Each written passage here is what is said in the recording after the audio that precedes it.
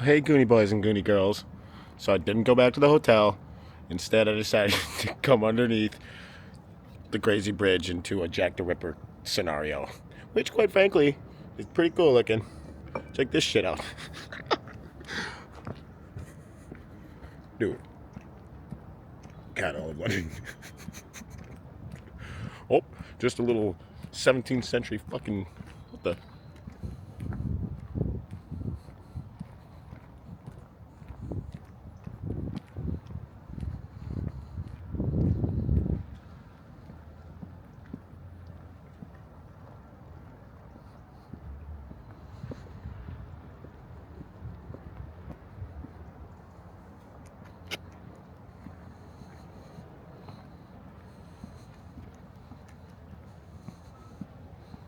Yep.